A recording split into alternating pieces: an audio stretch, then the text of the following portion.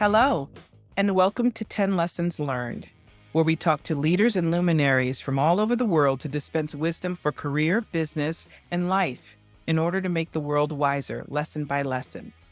My name is Diana White, and I'm your host for this episode. Our guest today is Julie Lancaster.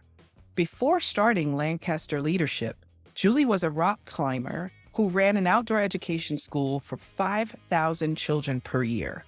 She was also a professor turned dean of education who taught courses like the psychology of motivation. After providing 900 performance reviews and having 100 direct reports over the few decades, Julie learned what makes people succeed and fail. She started her leadership development company 10 years ago, and today has a team that combines the schools of psychology, coaching, and teaching to create transformative programs.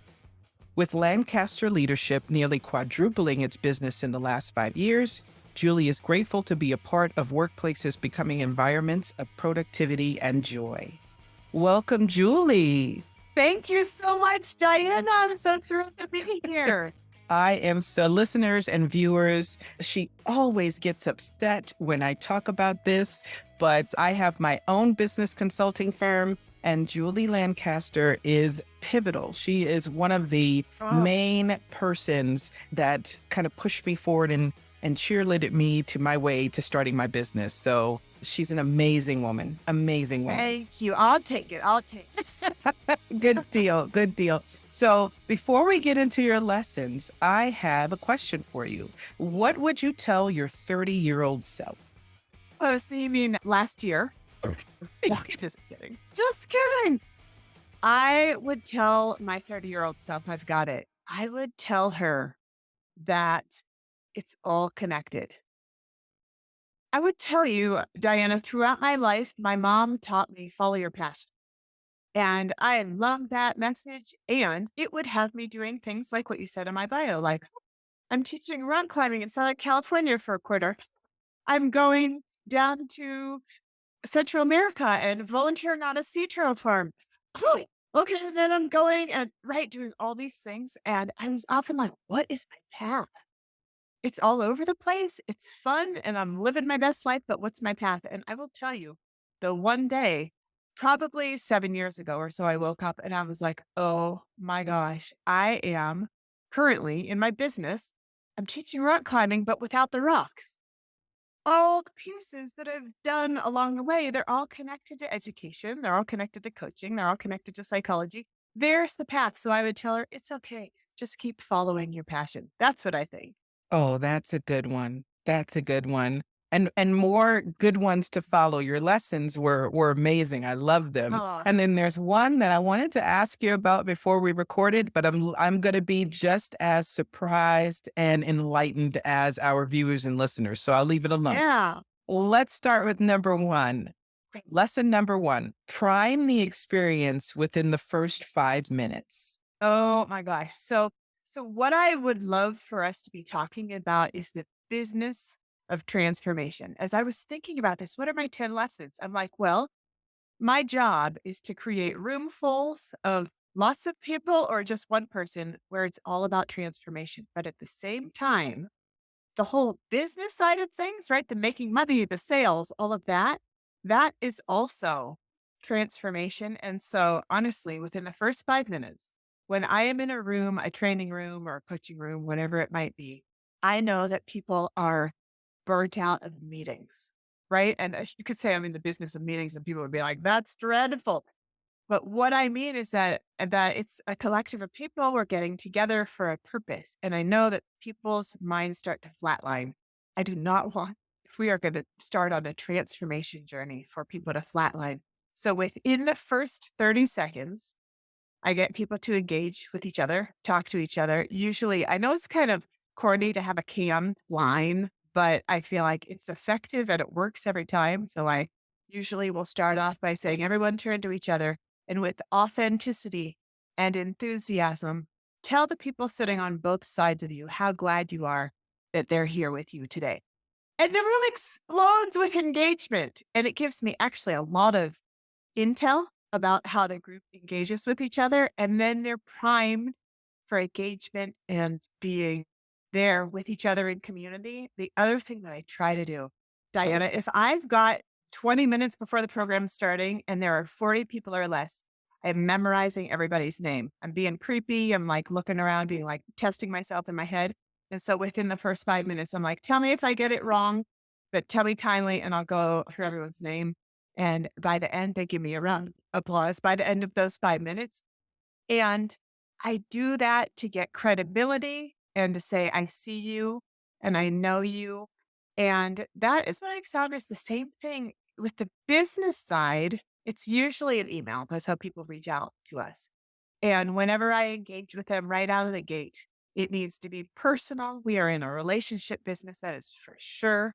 And so I need to be cognizant that I am dealing with a person who's got their own hopes, dreams, challenges on the other end of the email. And I can't just be like in a rush and skip saying, I can have a tendency to want to skip saying, hi, Diana, how's your weekend? And get right to the point. But I remember it's about the first 5 minutes or the beginning of an engagement or relationship that sets the tone for the entire thing. So, viewers and listeners, I have to tell you, first of all, I hope you got a lot from that first lesson. And trust me, we're in for a ride. There's more to go. But I do want to shine a light on what I originally thought, because I did take one of Julie's sessions, and that's pretty much how we met. And I thought it was a parlor trick because she actually did go around the room and memorize everyone's name. I am horrible with names. I remember businesses. I don't remember names as well. And I know it's a mental block that I have to work on.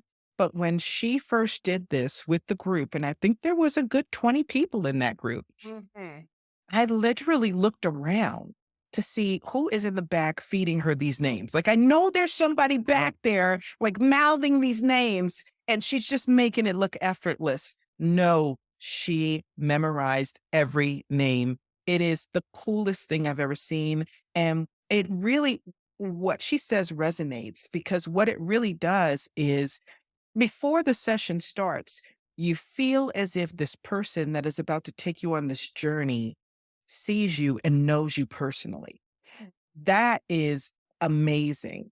So, we're going to talk about at the very end, as we always do, how you can find Julie in Lancaster leadership. But if you ever get an opportunity to engage with one of her classes, I'm telling you, you will come out of it like, what just happened to me? I said, That and is why did it take so so many funny. years? Thank Why did it take so many years? All right. So we're going to get into lesson number 2, which is one of my favorites because I am that person. Tend to your introvert. Oh, yes, this one. Okay, so first I have to share with you, Diana. This is kind of embarrassing. When I take a Myers Briggs assessment or one of these personality assessments, but Myers Briggs especially talks about introversion and extroversion, I am as far as you can get in extroversion, at in the extroversion. And it's shocking to me because I'm like, really? But I guess 9 times out of 10, I would prefer to engage with people than maybe be alone or something like that. However, so I can say this with real wisdom, even for those people like me who were like, yeah, let's party and let's hang out with people. Each of us has some introversion and extroversion. And the work of training and strategic planning and like being on the stage in front of people, even for me as an extrovert, is exhausting. It's energy giving and it's exhausting. One time, though, I saw a LinkedIn post that made me want to rip all of my hair out. That would not be pretty. But she was somebody who does similar kinds of work to what I do. I like to watch what other people are doing out there. And she was saying how committed she was to the group she was serving because she went to every extra breakout session. She had all of her lunches with them. She spent the evening hours during the social time engaging with them. And she said, I give them 100%. I give them my all when I'm on a program. And I thought, you stop it. Don't do that to our industry because we're setting this expectation that that's what full service care is. And Diana, you and I know, and the rest of the world knows, is that self care is so essential if we're going to be about service. And so with my team, I tell them hide on the breaks, right? Do what you need to do because people will want to talk to you. And that's a lovely thing. And it's not going to be the important stuff. They're just doing the, I don't know, bobbing along the current. Oh, there's someone near me. I should talk to them. Recharge, go outside, get away, and then come back whenever it's time. In the evenings, if they invite you to a meal, say no. I mean, unless you're like, ooh, a free meal, and ooh, I really want to hang out with these people. Only if it's a for sure yes. But I want to just share that we don't need to be kept hostage when mingling or feeling like we need to network because that's not what's going to fill us up at the end of the day. So even coming from like a full-blooded extrovert, tend to that introvert too. Te absolute and I would also say, especially if we have anyone that consumes this content at 10 Lessons, and they are in the coaching and consulting space, you are not less of a coach or a consultant. You are not less worthy, you're not bringing less to the table if you need to recharge. And I think that we forget that. I think that we think of, especially if it's our own business, if it's our name on the billboard, if you will, we think we have to be on 24/7 Yes. when we forget that even though we are blessed to do what we love, it's still a job. And with any job, you cannot sustain that 24/7. It will break you down psychologically, physiologically. It will break you down. You need to recharge. And I love that you said that because I do know you're very extroverted. So knowing that you need to recharge your batteries every once in a while Yes. and you pick the right ways to do it makes my life complete. Yeah, we all need the permission, don't we? Exactly, exactly. And especially for our women coaches and counselors, it doesn't make you any less of an expert and it doesn't make you weak that you see your male counterparts out there, trips in the night away, like painting the town red. That's okay. They can do that. But if you know you're your best that next morning with your seminar because you did a recharge, do that recharge. Do that recharge. I love that. Lesson number 3, get them to connect emotionally. Yes, yes, yes. So in the world of training, there's this idea that it's skill development and that it's learning, right? And there study after study say the way that people learn is if they connect emotionally to something, right? There was a research study done by Stanford with a bunch of MBA students, and they wanted to see what was going to be the most persuasive. It was a study about persuasiveness. And they did one room where they were just telling a story, another room where they were sharing statistics, another room where they were sharing a story on statistics. And the whole game that we try and get to figure out is which one was the most persuasive or the stickiest or the most interesting or memorable. And hands down, it was the one that was just the story. Not even with the statistics, and we could go into what all of that is about. But the reason I share that, Diana, is that we want to have people feel. You and I have watched commercials where we cry, or maybe I cry. And it's because there's an emotional connection. It's not because they're saying the number of hours that they spent doing a certain amount of research or whatever. And so stories are our superpower with that, with training and facilitation. It's funny. Earlier on, somebody told me, I'm going to stop, who does work like me. They said, I'm going to stop doing some of the training that I do. I don't get as much out of the training, and I'm instead going to do facilitation. And I looked at them like, I feel like I can't ask because it would be too vulnerable to really ask, but I don't understand the difference. Where's the difference? Because I do the work, so shouldn't I actually know what I do? And well, anyway, I asked because that's what I do. I just let it all hang out and have low filter sometimes. And what I learned is that my style or my company's style of training is facilitation. Lots of models of training are sage on the stage, right? Presenter, information dump, and that the participants are just supposed to listen. That is not what I do. So to connect emotionally, I have each of my folks on my team create a story bank. I even pulled mine out here to like be like, here it is. And it's so funny because listen to this. I've just got them written code. Like one says Grizzly, another one says Kilimanjaro, another one says first leadership job. And so for us to tell stories gets people to connect emotionally. Also, I like to ask my coaching clients or even rooms full of folks who are doing leadership development and training. Well, and quite frankly, we say professional development is personal development. So it's all the same, right? I like to ask, what would your life look like 5 years from now if you wouldn't have changed?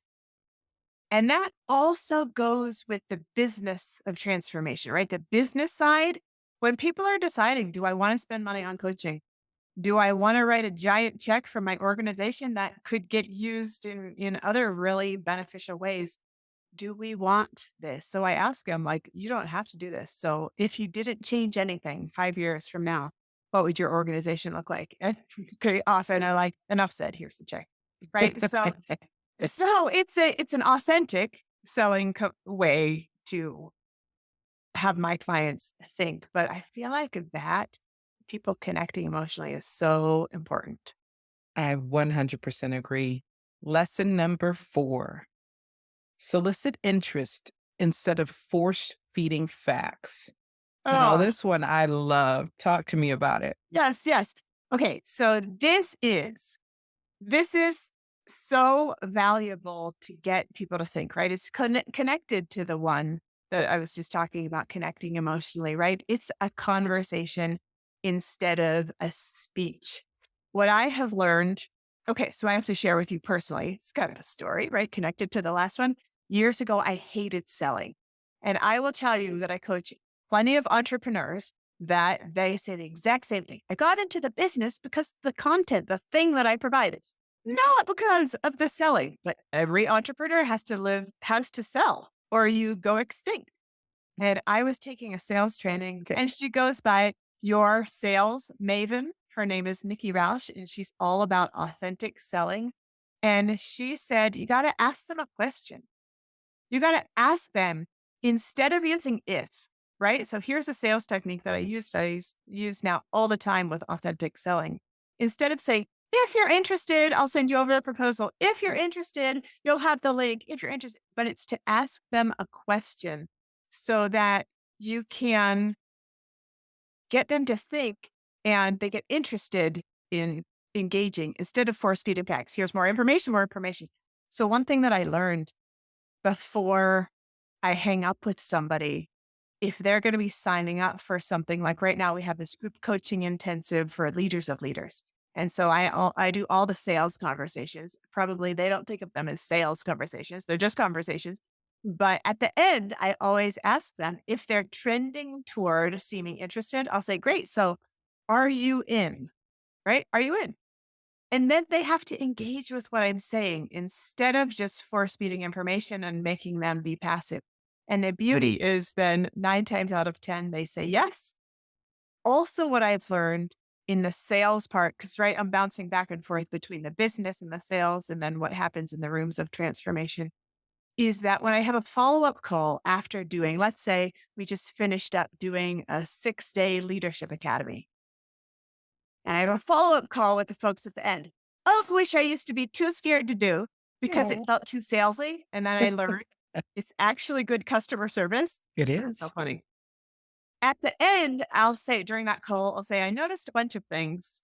I'd love to give you my observations, what I noticed. And then I'll say, and I learned this sentence from another coach, would it make sense for me to share potential next steps? So instead of just force feeding, I've thought about things and here's what I think you should do. And if you're interested, give me a call, right? To say, you want this info? I got it. You want it?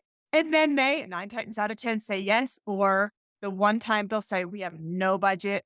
I wish, but I couldn't or whatever. And then I know. And so I'll find that I'm adding questions when I want them to engage with the material. For example, I might share something in a training room, right? Here are the 5 steps to blah, blah, blah. And then after that, I'll ask them, what about this piques your interest? So they then have to engage with it. So instead of just more information, and again, with the flatlining concept of our brains doing no work and people being passive, they engage and they remember.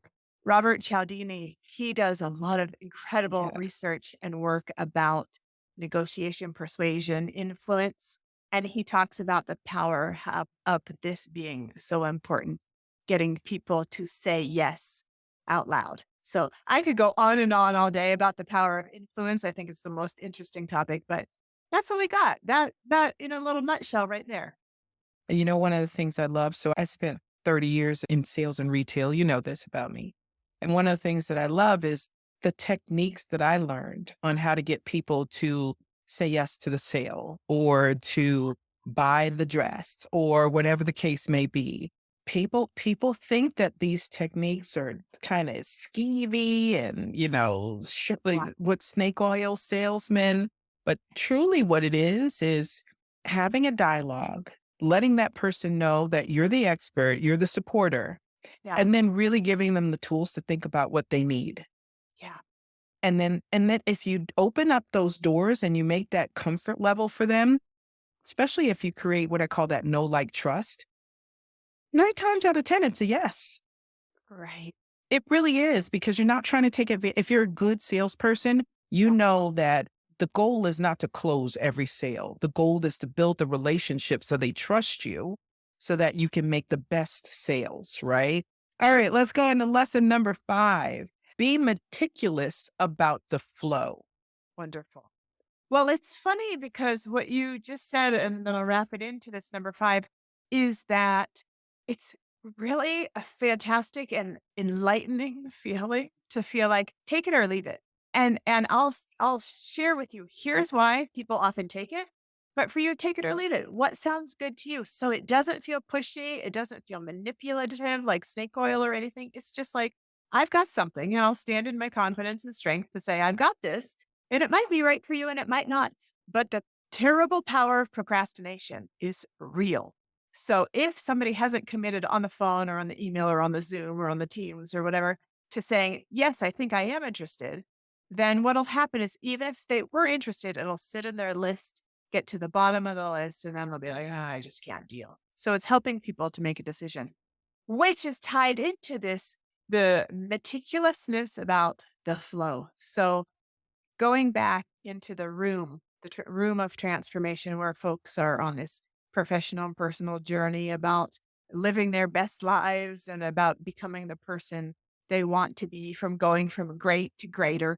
What I have learned is that the sequencing matters so much. And I can tend to be a pretty fast paced person that's maybe not considering all the details. This is an area that I am meticulous about because the flow matters. If I ask this question first, that puts people in a mindset or a feeling to be able to then go one step deeper, one step deeper. There's kind of this vulnerability depth that starts with if I start shallow and then deeper, deeper, deeper, I can take them so deep. If I went for the jugular, the deep right away, they would all be standing there scared.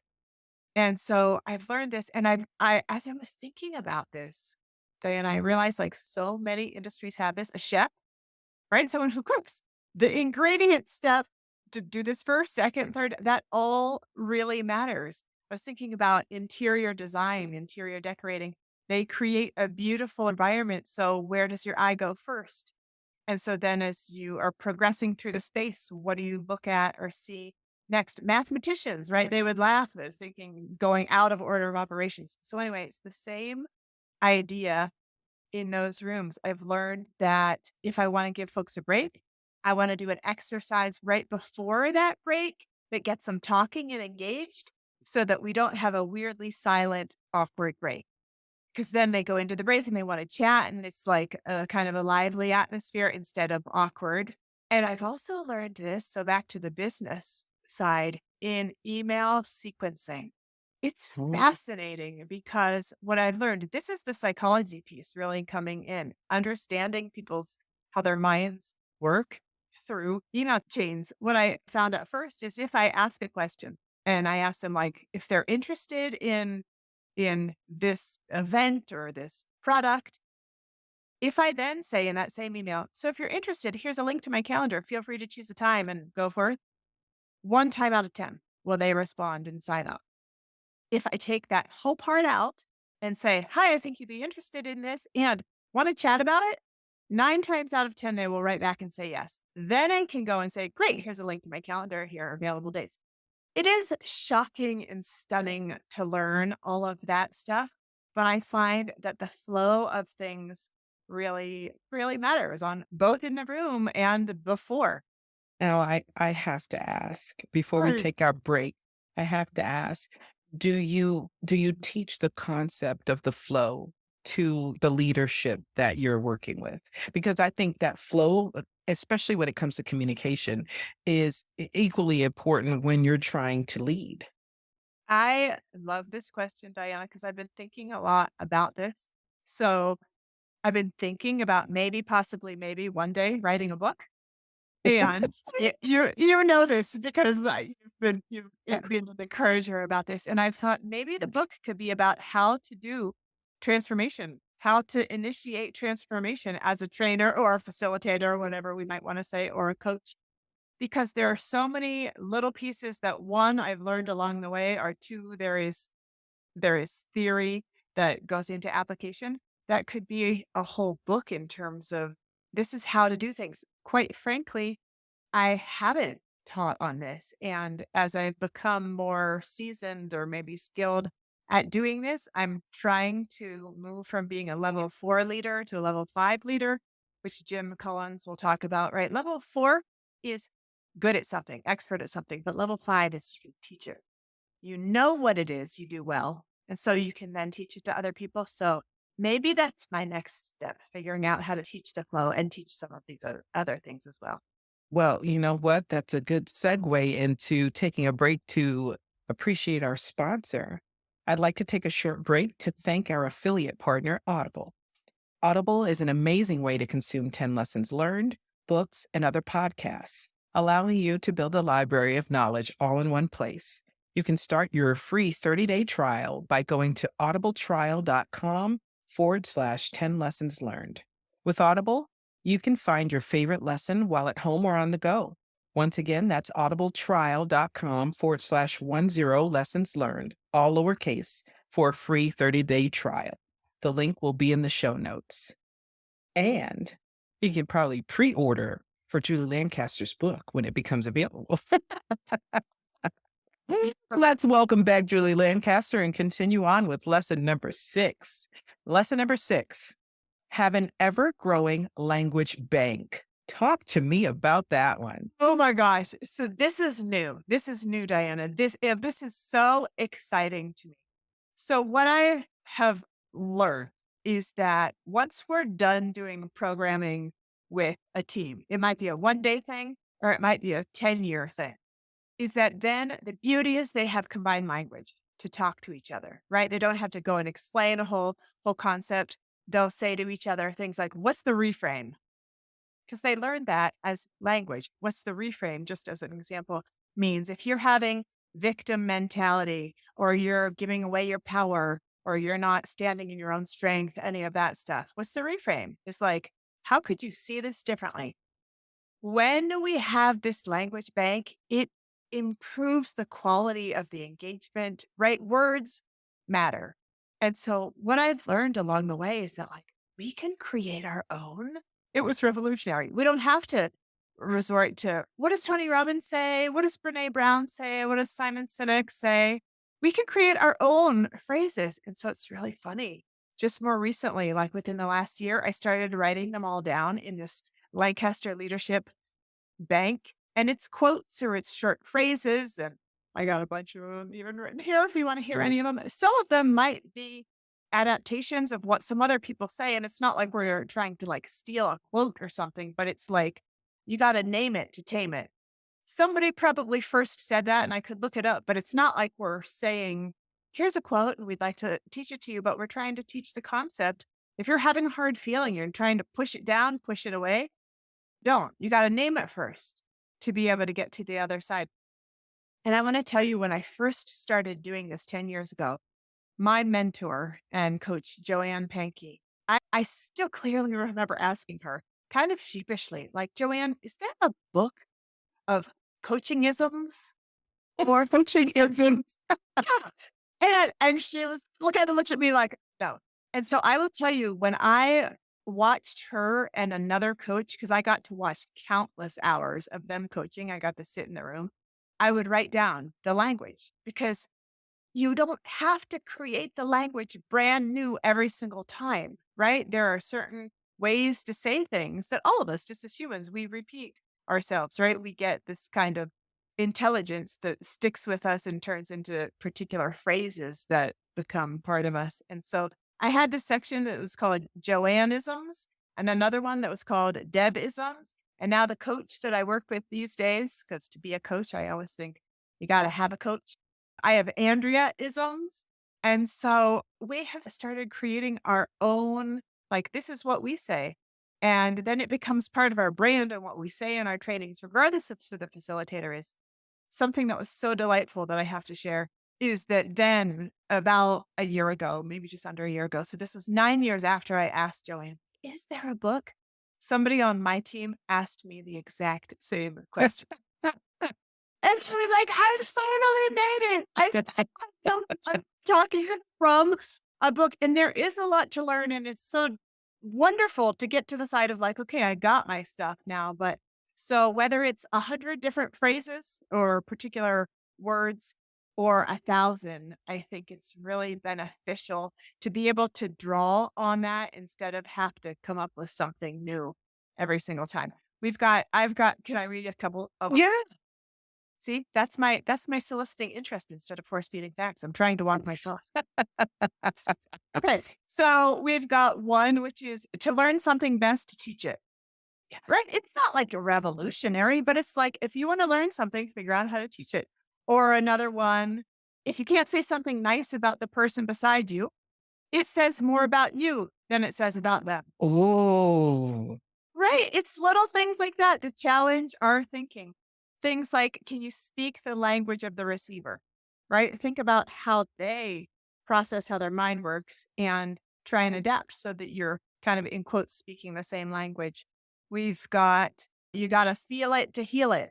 I'm sure that has stemmed from someone. You've got to name it to tame it, right? The rhyming ones, for some reason, there's been studies they about work. more rhyming something is, the more believable it is. Isn't that? Yeah. And we'll say like relationship first, strategy second. If you're trying to figure out how to improve a relationship with somebody, do not go to what are the strategies and the techniques I need to work on. It's first deeply figure out how to respect, value, and appreciate that person, even if it's not every part of them, because it's about that matters first before strategies. So there's just a few examples of our bank. I love that. So, viewers and listeners, one of the things that I want to say, because I don't think we talk about this as much, not even just in the show, but just in general. There is, even when you're by yourself, there is never a time where there's only one person in the conversation. You always have that inner voice.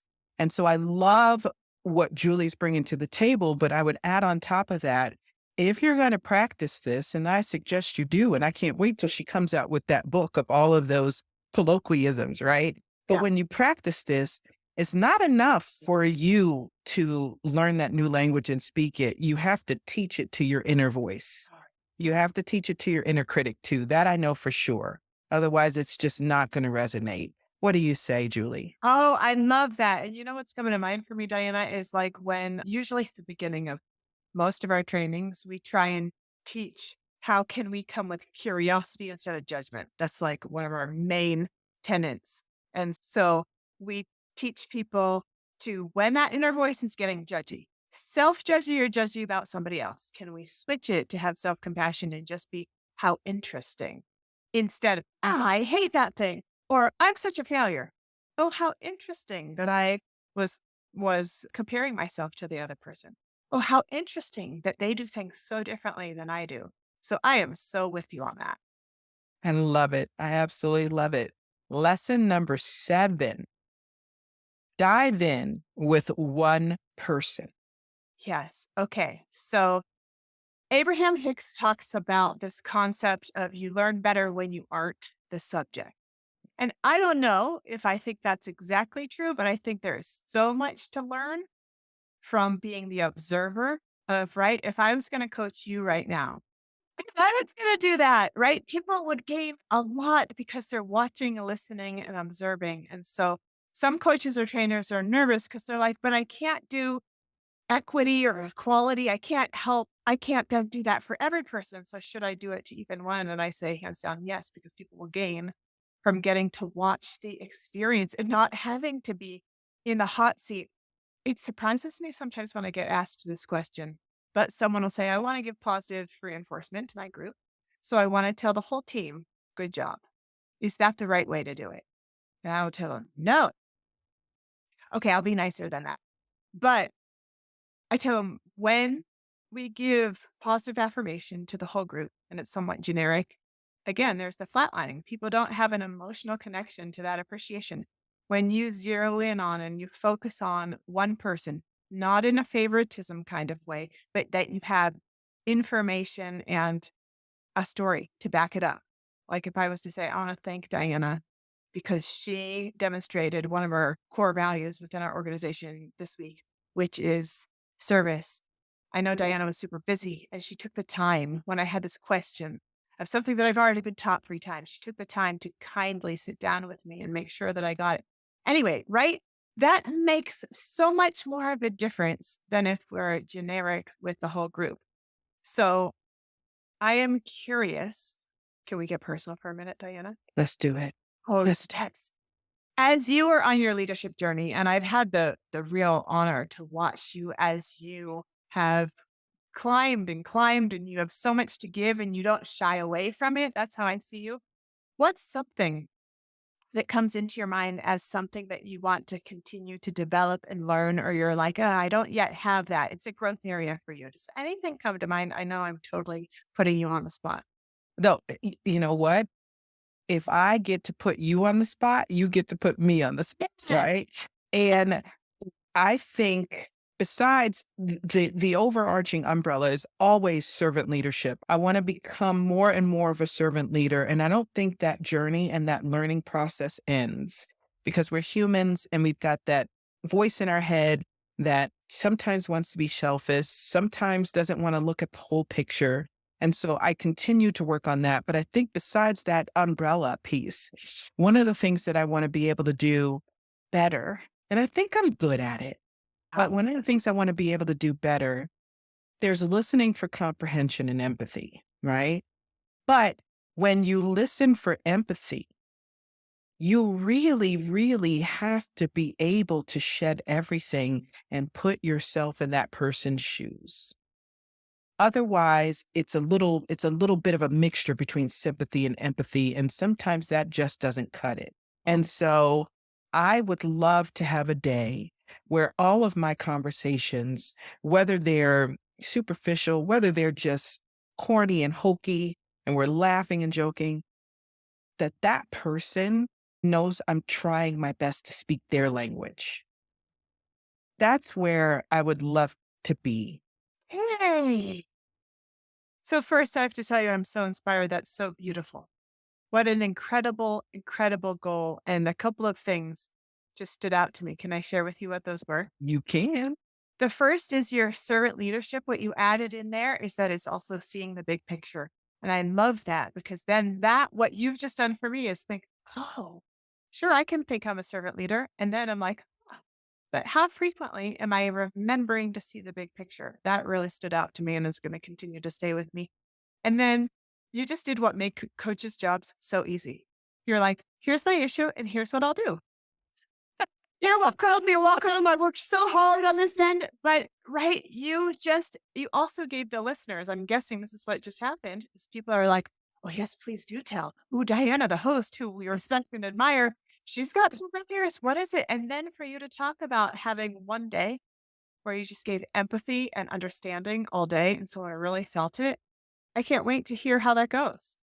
I can't wait either. Still working on it. And that's the beauty. That's the beauty of right there diving in with one person because it's about you. Instead of us just being generic and being like, remember everybody, try your best, or remember everybody, have goals. It's like, what's your goal? teach us about it. So thanks for doing that with me. Oh, well, thank you. And viewers and listeners, we do this a lot. When we get together, we're constantly challenging each other on what's your next step to be a better you. And only Julie brings that out in me. And I love that. I love that. Lesson number 8.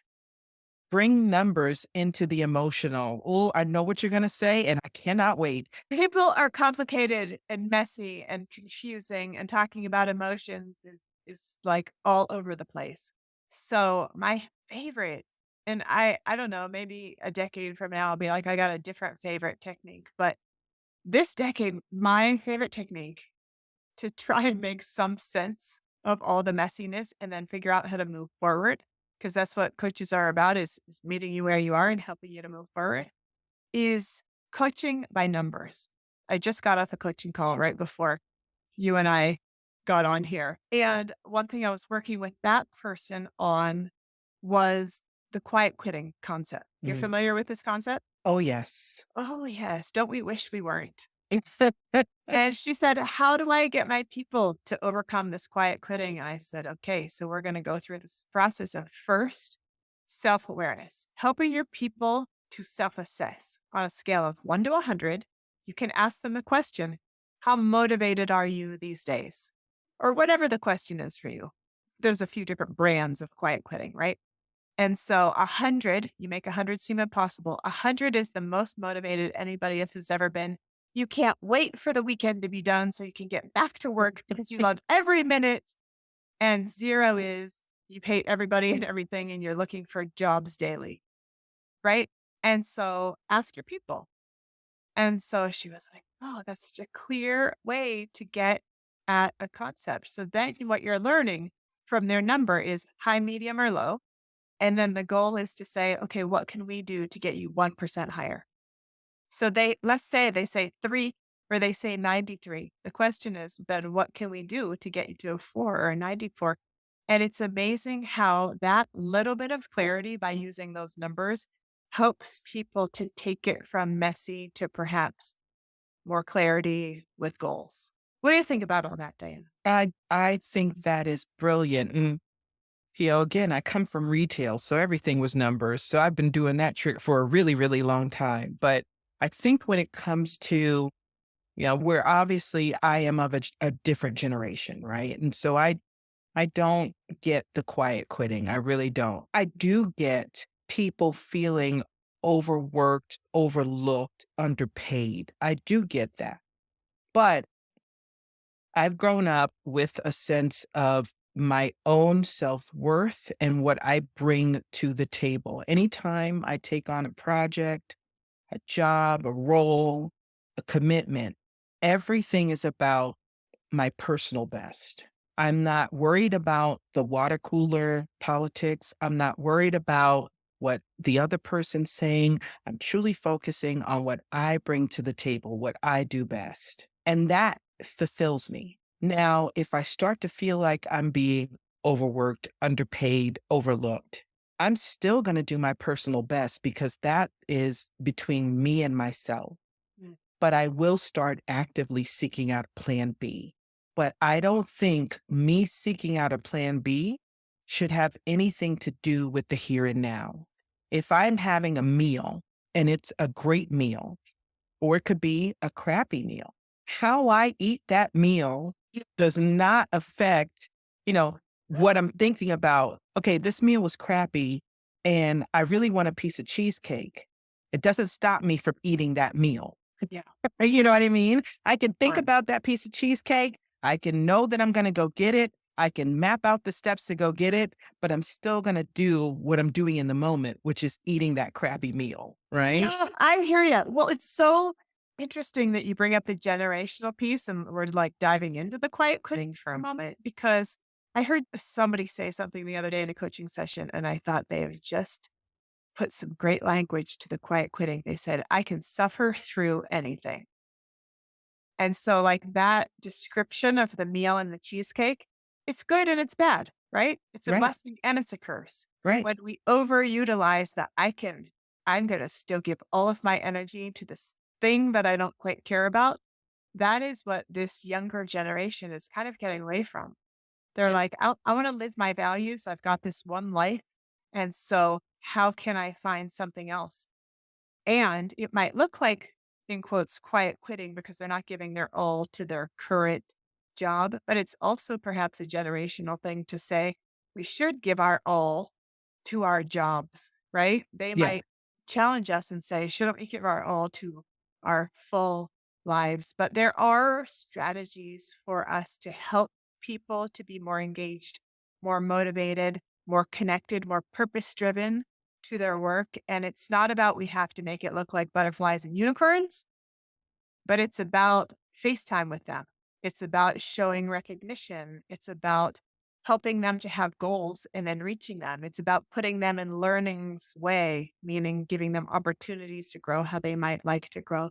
And so the beauty is if I won't ask you this now, right? But if I was to say, how motivated are you about your job these days? It might be on a number scale, it might be a complicated question for you because, well, how much do I love it versus how much am I pushing? There are certainly days that I don't love, but I'll still give my all anyway. And so the coaching by numbers just gives us a place to start the conversation and really start evaluating how are things and do I want them to be different? I agree with all of that. And then I also, every time I say stuff like this, because the world has been boiled down to sound bites these days, right? And so I want people to understand that are consuming this show that I'm not saying that no matter what kind of a situation you're in, give it 1000%. If Right. you're in a toxic work environment, get out.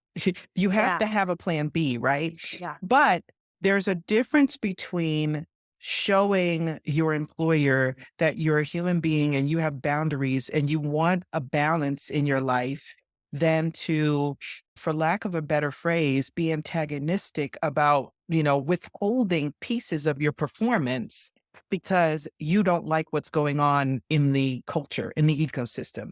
There is a difference. And I dare say that when you're doing that, that has nothing to do with your personal best. You're not giving your personal best. It's a you against them kind of situation, which is unhealthy for everyone.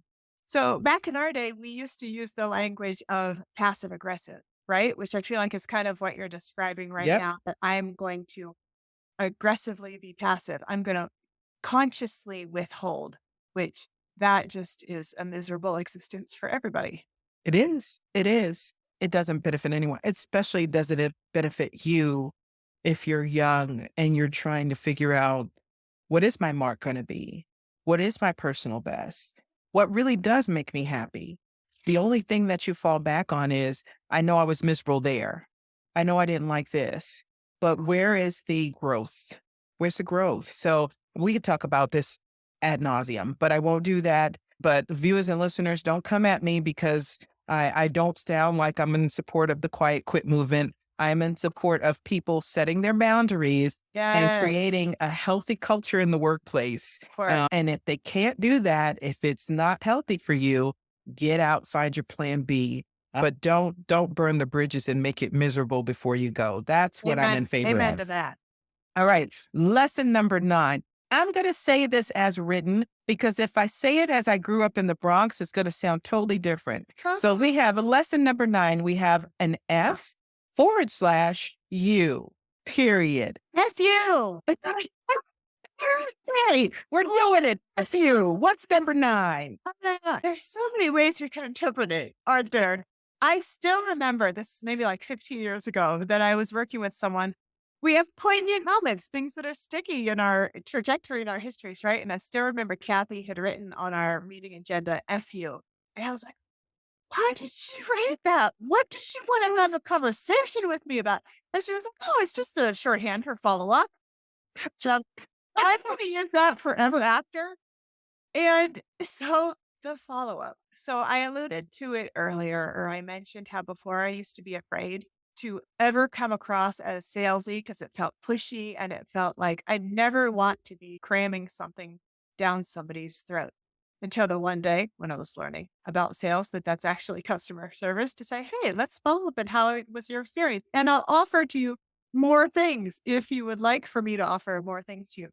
And so I will say that in terms of the success of my business, in terms of it just growing, where I've been shocked. Like I've sometimes been like, what is happening? This is magic. It's purely magic.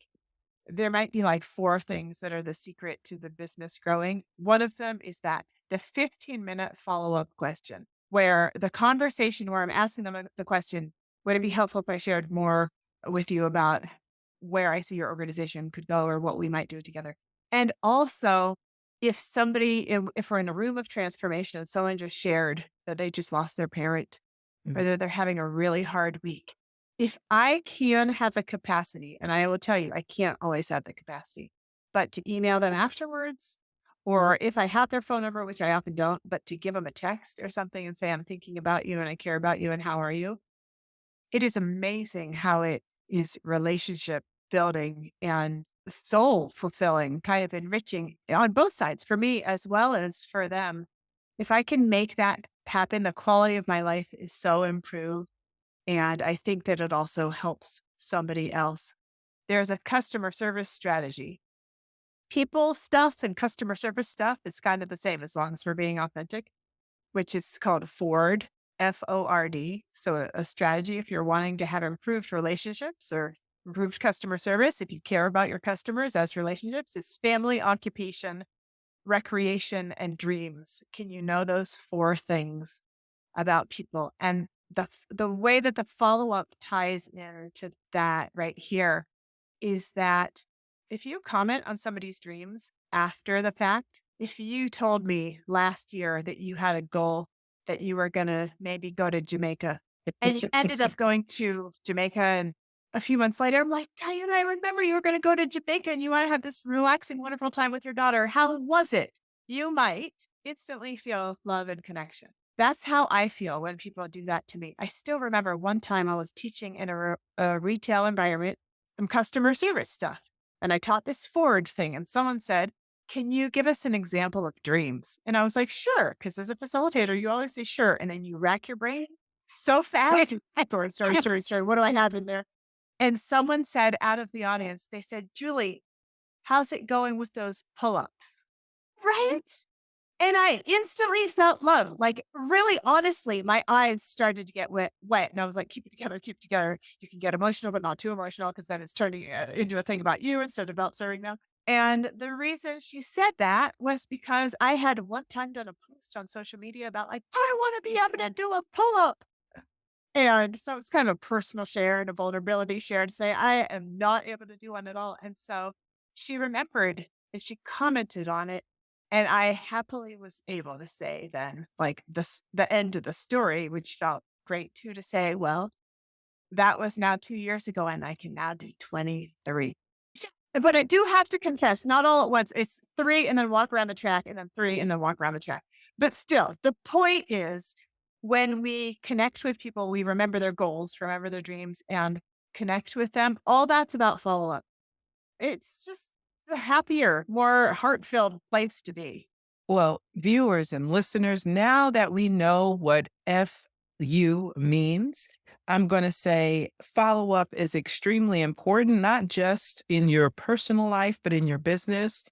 One bit of advice I will give you if you're writing a list to your boss, spell out follow up. That's all I'm going to say. If it's your personal list, use all the shorthand you want. But if it's to your boss or your coworker, just write those extra letters. I think it'll add to the conversation. So good. I love it. I love it, Julie. We're Love it. down to lesson number 10. Lesson number 10, know and use your power and influence. Okay. So, ladies, listen up.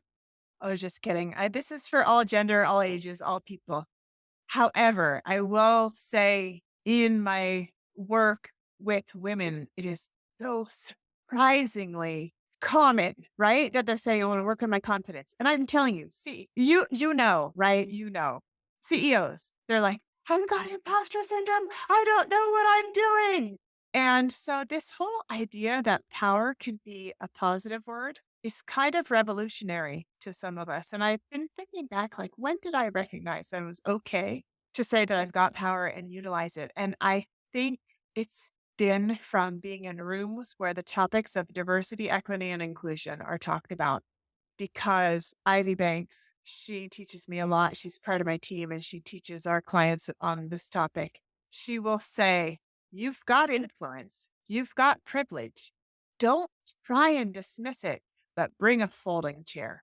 Meaning, claim it. Don't try and hide your light under a bushel or become invisible or apologize for it, but bring people into the conversation. Provide an opportunity for others. Lift as you climb. And so I feel like my life would be complete, Diana, if everybody recognized that they do have power and influence, but with little caveats. Like we're talking about authentically and to make the world a better place. And right, we're not talking about like monsters who are just egomaniacs and self-serving. And so I think that's important for us to recognize. And sometimes though, we say, I want to have influence over my kids. I hear this one a lot. And they are not picking up what I'm putting down. The amazing world of influence is we don't get to choose who is influenced by us or how, but we can just show up in the world recognizing that we do have the potential to influence in a positive way and utilize our power. And people will be influenced almost every session when we're talking about leadership. We're doing a leadership academy or a leadership training. I get really clear. My team gets really clear with the participants as to what we mean by leadership. And we say it is not about position, that your title says boss somehow with it. It is about influence. And sometimes we wish we didn't have any power or influence. We would like to be invisible, wear pajamas for the day, and have nobody notice. But people are noticing. So I would love for all of the listeners, and I would even love for myself to do this today, to be thinking about how do I want to show up for the next 10 years, 20 years, 30 years? What's the influence I want to have?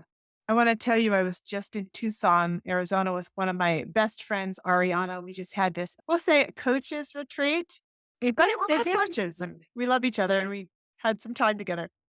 Anyway, and her spouse, her partner, her husband, he is retiring at 60, just like retired 2 days ago.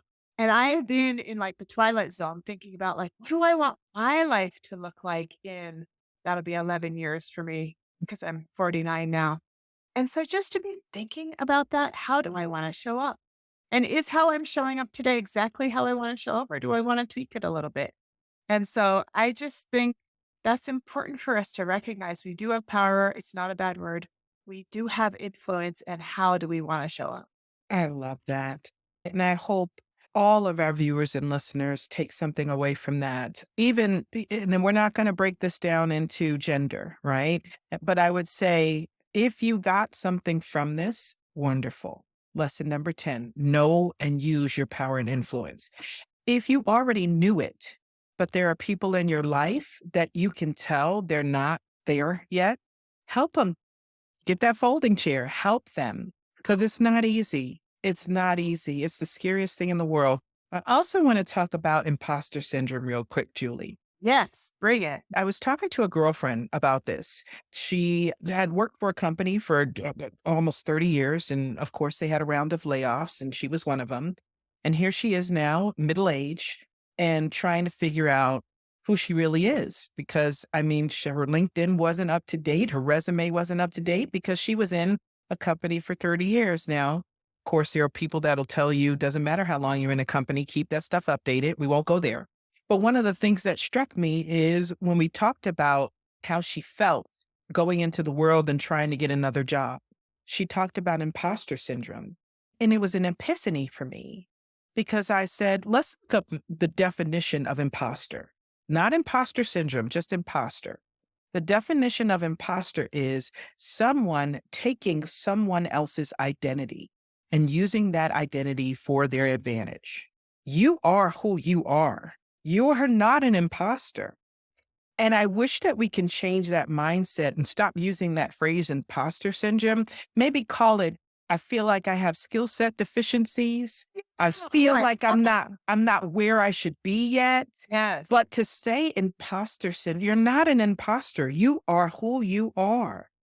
And that's worrisome to me because we're using a lot more in our everyday vernacular. I feel like sometimes we can say, "Oh, it's windy outside." "Oh, yeah, it's because the wind has imposter syndrome." Like we're using it in everything, right? And I feel like we need to change that narrative because yes, you can call something out and embrace it, but sometimes you go too far in embracing it that it becomes okay and normal.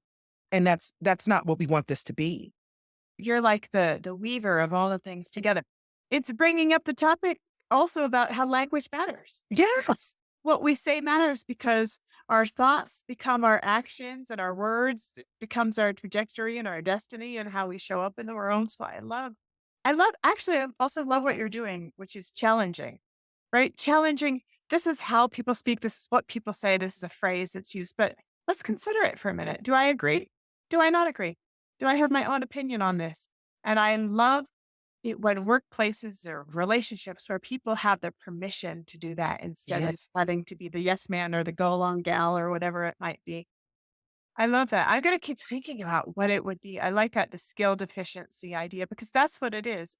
And we'll get a room full of people where I ask what their deepest fears are and I have them write them all down and they pass them in. And half of them say something like that they're all going to find out. They're all going to find out I don't know what I'm doing. I'm not as competent as I seem. I'm not as confident as I seem. And once people are able to share that with each other, it's like the weight is lifted because they're like, no way, you too?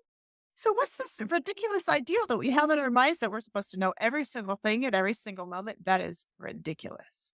And it's also ridiculous when you have someone, gender aside, male or female, that has gone to school for a particular discipline, has worked their butt off in their career, has gotten to a certain point in leadership after working all of those years in the discipline that they went to school for, to say, I feel like an imposter.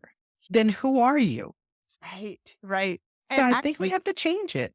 yeah, that's right. And it's funny that you mentioned that. Who are you? Because I sometimes they'll say your clients are replicas of you in certain ways. And so it's not a surprise to me that many of my clients are similar age to me.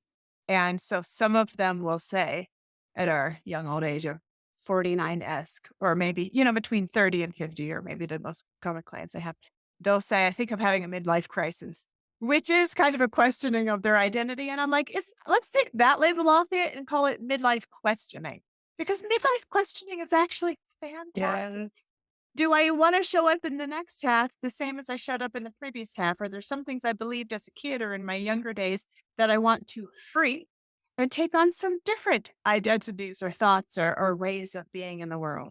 I wish they had another word that was kind of equivalent to adolescence because you are going into a new phase in your life and you got to figure out who you are and it's awkward and sometimes it's gross and mean and you got to cut some people off and you got to I wish there was another word for that. Midlife crisis does not work. I agree with you, but I wish there was another term. I'm not going into adolescence. I'm going into middlescence or something like that. Oh my gosh, that's so good. You first coined here, middle lesson. Middle lessons, yes. All right, we've got the lessons, and man, they were doozies. I've got one more question for you. What have you had to unlearn? Oh, a lot. But the one that I will say, Diana, is one that I will probably not have totally ever unlearned it.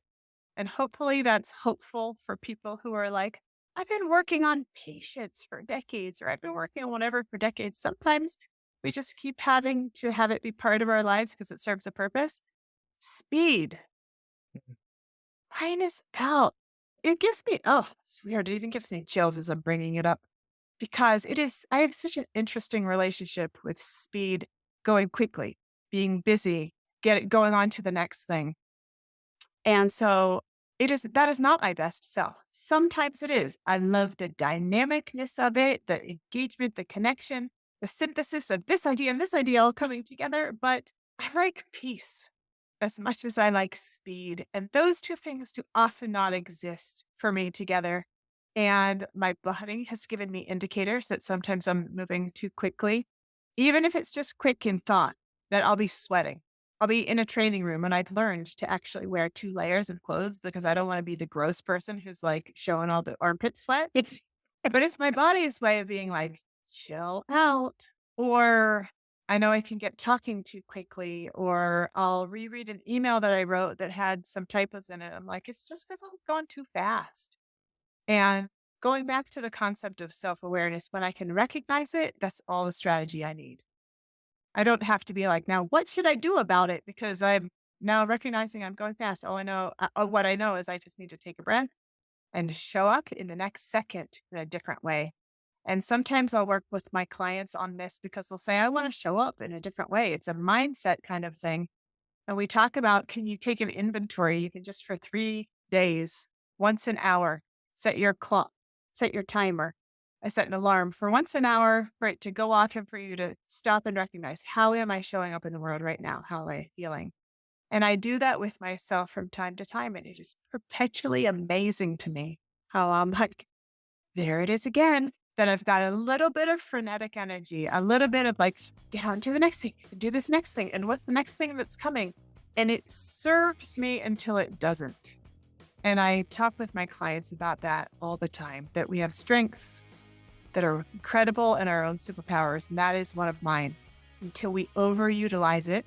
And then it's a liability. So that is what I need to consistently, probably once a month at least, check in with myself and check in about my speed. Julie, where can we find you? What are you working on? Okay, so yeah, if you're looking to do coaching, retreats, strategic advances, strategic planning, any of that stuff, I'll talk with you and see if we have services for you and if we don't.